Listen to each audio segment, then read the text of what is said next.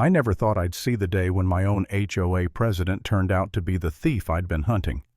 But I caught her red-handed, glitter-covered, stinking to high heaven with the whole neighborhood watching. And the way it happened. Let's just say you're not going to believe it. Act 1. The conflict begins. It started simple. A package. My package. I had been saving up for weeks limited edition sneakers, the kind that sell out in minutes, the kind people turn their heads for when you walk down the street. I checked the tracking like a kid waiting for Christmas morning. Finally, delivery day came. I was stuck at work, but no worries. Packages always ended up neatly on my porch. I got the notification, delivered at your front door, and relief washed over me. But when I pulled into the driveway later that night, my porch looked wrong. Too clean. Too empty. I ran up the steps, looked behind the chair, even crouched down to check the bushes. Nothing. The sneakers were gone. At first I thought mistake, right? Maybe the driver left it at the wrong house. But the email confirmed it. Timestamp and all, even a photo of the box sitting proudly on my porch. Somebody had stolen it. I called the delivery company, desperate, furious, but they brushed me off. We did our job. Here's the proof. They might as well have said, tough luck, buddy. That night I sat in my living room staring at my bare porch through the window, anger boiling in my chest. It wasn't about the shoes anymore. Someone had the nerve to walk up to my home in broad daylight and take what was mine. I tried to convince myself it was a one-off, just some porch pirate passing through. But a few weeks later it happened again. This time it was a birthday present for my nephew, bright, colorful action figures he'd been begging for. Same story. Delivery notification. Empty porch. Not even a scrap of cardboard left behind. And that's when it hit me.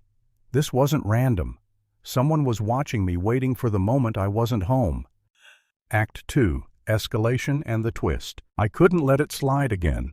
So I turned to the one person who always claimed to keep our neighborhood safe and orderly, Karen, the HOA president. She was the type everyone dreads, bossy, smug, always lecturing about lawn heights and paint colors. But maybe, just maybe, she'd finally be useful. I walked up to her house, knocked on the door.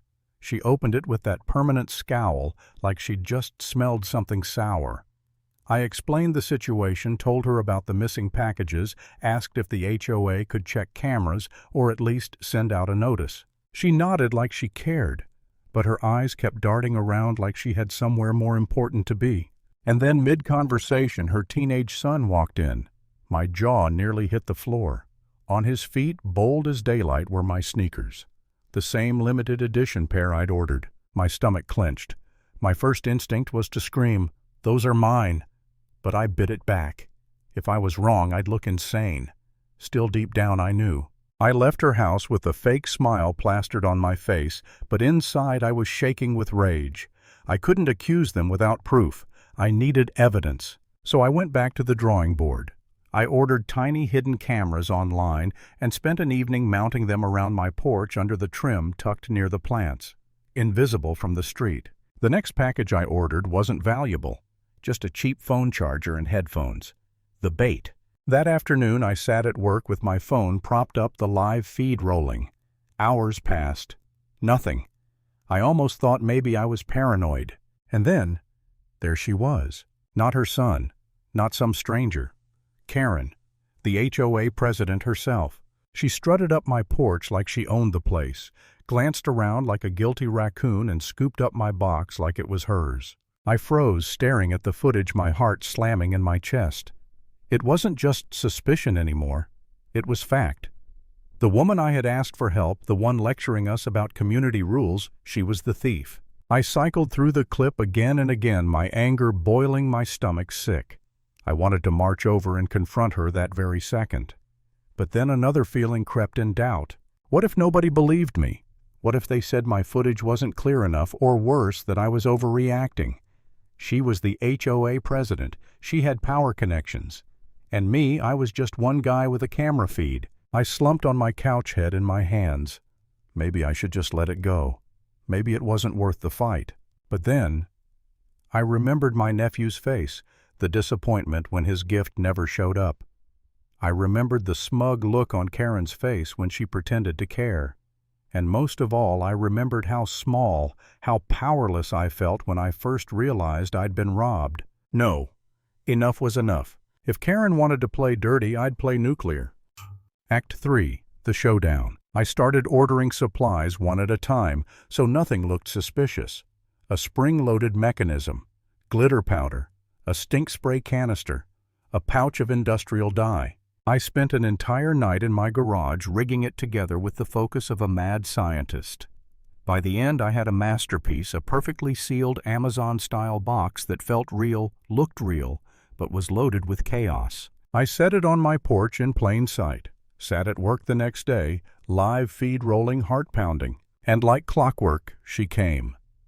Karen strutted across my lawn, scanned the street, bent down, and snatched the box with that smug little smirk. I leaned forward, eyes locked on my screen.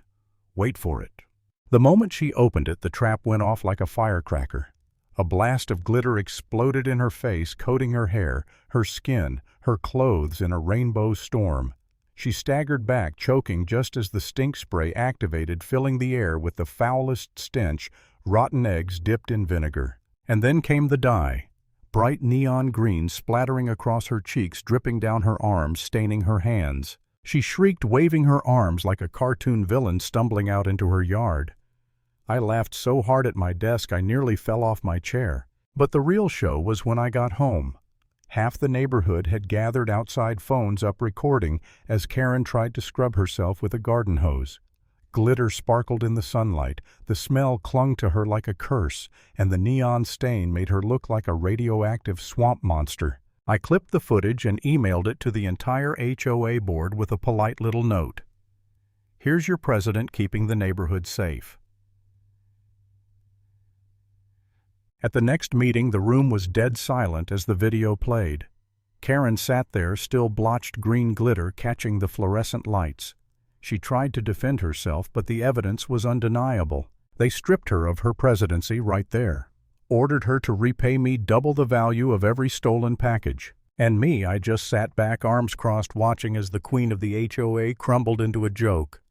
Closing line. When power is abused, sometimes the only way to fight back is with proof, and just the right amount of glitter.